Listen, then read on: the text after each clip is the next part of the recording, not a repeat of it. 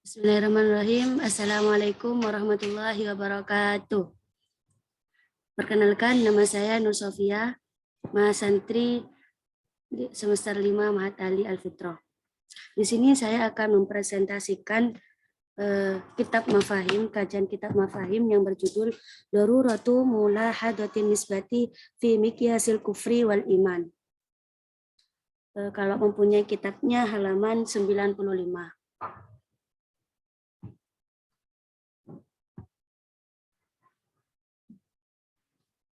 Bismillahirrahmanirrahim. Di sini judulnya itu urgensi menetapkan kaitan nisbat dalam menetapkan batasan kufur dan iman.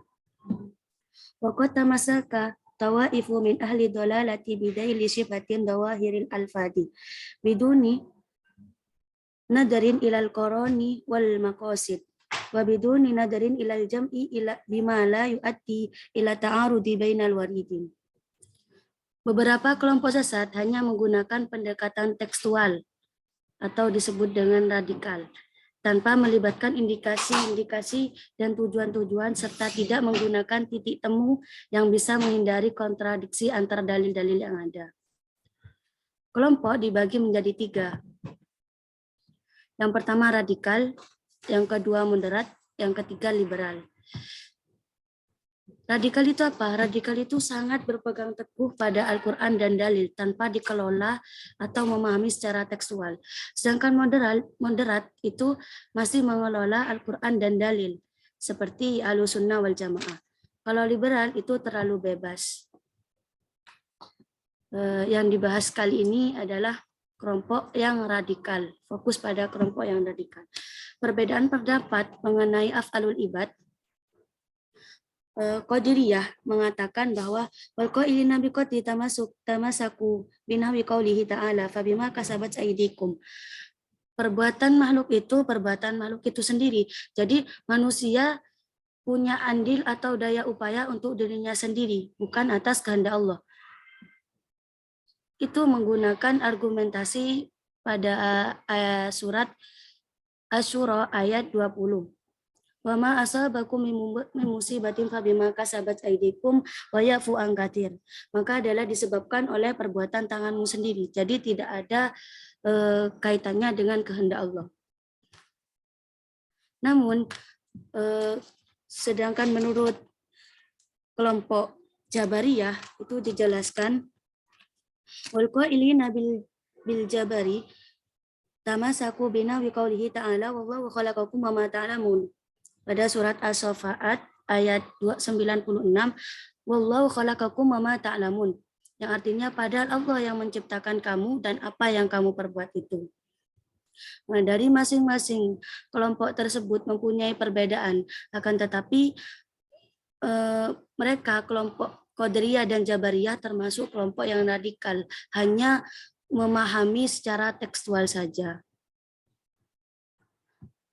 Pembahasan kali ini mengenai esensi menisbatkan tindakan kepada para hamba.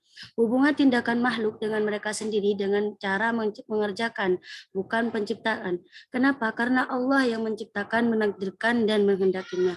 Tidak perlu dipersoalkan bagaimana Allah menghendaki apa yang dilarang, dan karena perintah berbeda dengan kehendak, dengan bukti.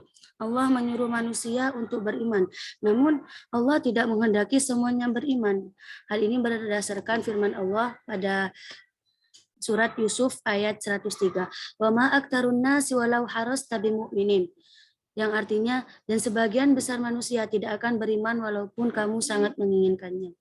Contoh lain, kalau di pondok ada peraturan diwajibkan sholat jamaah. Akan tetapi tidak semua atau seluruh santri itu melakukan sholat jamaah. Itu. Karena perintah itu berbeda dengan kehendak. Penisbatan tindakan kepada makhluk masuk kategori penisbatan musabab kepada sabab atau wasitoh. Seandainya Allah tidak memberikan makna keperantaraan terhadap segala sebab, maka segala sebab itu tidak layak menjadi wasitoh, baik sebab yang tidak diberi akal oleh Allah, seperti benda mati, cakrawala, hujan, dan api, atau sebab yang berakal seperti malaikat, manusia, atau jin. Saya beri contoh di sini, pasien yang berobat atau periksa kepada dokter. Setelah itu pasien tersebut sembuh dan dia mengira bahwa yang menyembuhkan itu dokter, padahal dokter itu hanya sebatas perantara atau wasito, dan hakikat sebenarnya yang menyembuhkan orang tersebut itu adalah Allah Subhanahu wa taala.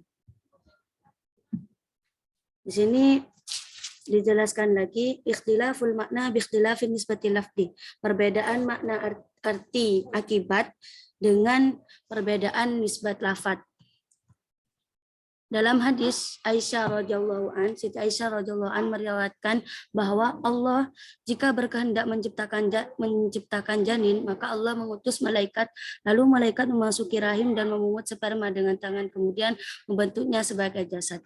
Malaikat bertanya, wahai Tuhanku, laki-laki atau perempuan jenis kelamin janin ini, dan apakah ia normal atau cacat? Lalu Allah menempatkan janin sesuai dengan kehendaknya dan malaikat pun membentuknya. Jadi yang menciptakan, yang hakikat sebenarnya itu Allah, tetapi dengan melalui perantara malaikat, begitu.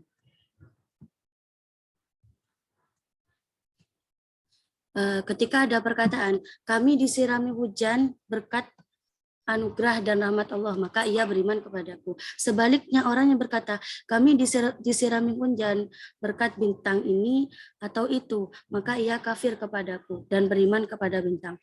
Kekufuran ini terjadi karena memandang perantara sebagai yang memberikan pengaruh dan yang menciptakan. Di sini Imam ada dua pendapat menurut Imam Nawawi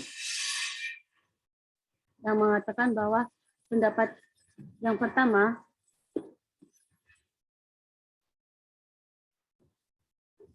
mengenai menyatakan bahwa perkataan ini adalah kekufuran kepada Allah dan mencabut dasar keimanan serta dapat mengeluarkan dari agama Islam. Dalam pandangan ulama, kekufuran bisa terjadi atas mereka yang mengatakan perkataan tersebut, seraya meyakini bahwa bintang adalah pelaku, pengatur, dan pencipta hujan, sebagaimana anggapan sebagai kaum jahiliyah. Siapapun yang memikirkan tersebut, maka tidak diasingkan lagi, ia telah kafir, atau disebut dengan orang yang kafir. Pendapat yang kedua mengatakan bahwa pada dasarnya penafsiran hadis Nabi menyatakan bahwa kufur terhadap nikmat Allah sebab membatasi terjadinya hujan terhadap bintang. Kufur nikmat ini berlaku bagi orang yang tidak meyakini peranan bintang. Penafsiran ini didukung oleh riwayat terakhir pada bab ini. Sebagian orang di pagi hari ada yang bersyukur dan ada yang kufur. Bisa melihat bahwa Imam An-Nawawi menyatakan adanya konsensus ulama bahwa siapapun yang menisbatkan tindakan kepada perantara tidak berdampak kufur kecuali disertai dengan keyakinan bahwa perantara itu yang bertindak sebagai pelaku, pengatur, dan pencipta.